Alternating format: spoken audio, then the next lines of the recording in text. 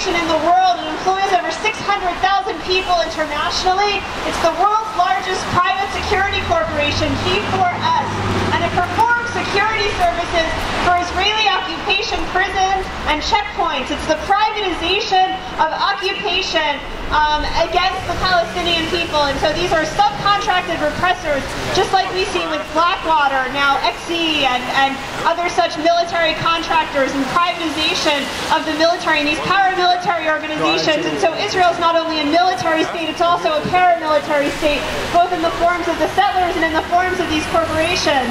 And yes, the European Union Parliament today said it would not renew its contract with G4S for security at the European Parliament.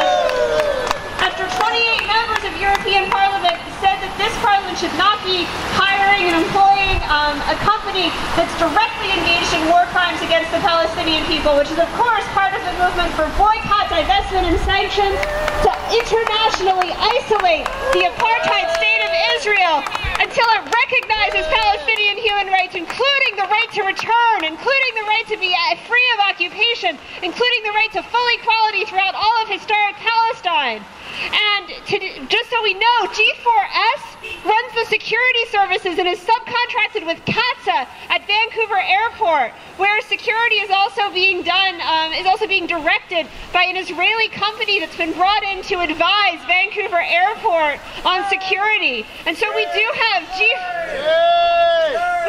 G4S here in Vancouver and here in Canada as well. And it's something for us to think about in terms of moving forward and really working to get this company out here and expose or force it to end its dealings with the Israeli occupation, because a few more hits like what happened in the European Parliament, and once again the Israeli occupation is going to be isolated because of its war crimes, despite the fact of receiving $3 billion a year from the US, despite the effusive praise of Stephen Harper and John Baird and Jason Kenney. The people of the world are saying no to Israeli apartheid, no to Israeli racism, no to occupation, and no to oppression.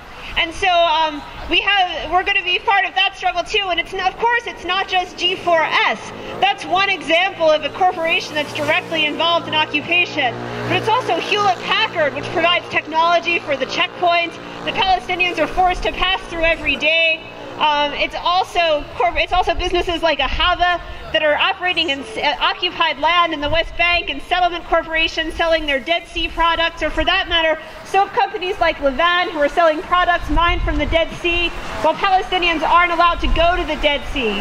And we talk about boycotting apartheid Israel. It's not just about checkpoints, it's also about Palestinian prisoners. And freedom for Palestine must mean and does mean freedom for 4,600 Palestinian political prisoners. It means tearing down the walls of the jails. It means opening the gates until every Palestinian prisoner can walk home in a free and liberated Palestine with their people, their family, and their community.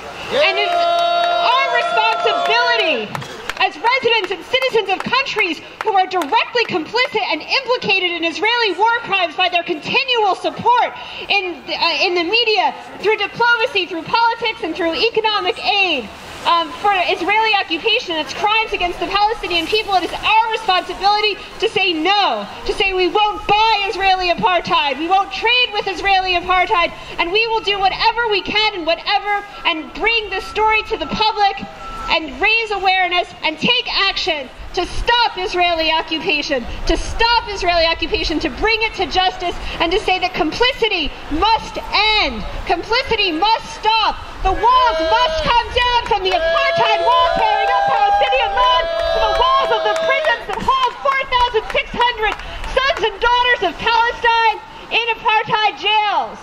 And we know it doesn't stop in Palestine. We know that this is occupied and colonized land, and that we're complicit in that colonization too.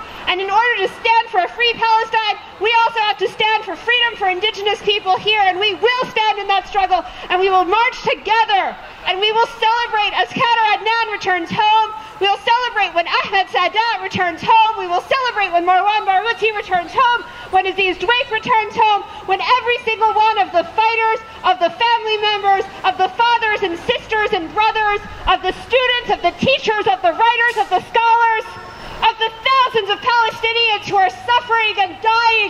yet continuing to live and continuing to inspire us all outside Palestinian prisons. And as we stand here today, they are light, they are a beacon, and they are a symbol of struggle that can inspire us all to fight for freedom here in the streets from Vancouver to Toronto to Montreal to Sydney to London to Dublin to Belfast to Pisa to Brussels to The Hague. Everywhere around the world, people are marching today in the name of the prisoners of Palestine, in the names of the prisoners whose names were not heard when everyone around the world knew who Gilad Shalit was. So few people even knew who Ahmed Sadat and Marwan Barghouti were, let alone their 4,600 brothers and sisters inside the jails of the occupation, nameless and faceless. It is those people who are our inspiration and our light and our guidance and an example for all of us who dream of a world without exploitation, without oppression, without apartheid, without colonialism, and with freedom and justice and liberty and liberation and self-determination and return and solidarity and unity and popular rule for all. Free, free Palestine! Free, free Palestine! Free Palestinian political prisoners! Free Palestinian political prisoners! Free all political prisoners! Free all political prisoners! Free all political prisoners! Free all political prisoners! Thanks again to everybody for coming out today on a rainy day in Vancouver, for raising the voices of Palestinian political prisoners, and we hope to work together and struggle together in the future as we continue the march to freedom and liberation. Never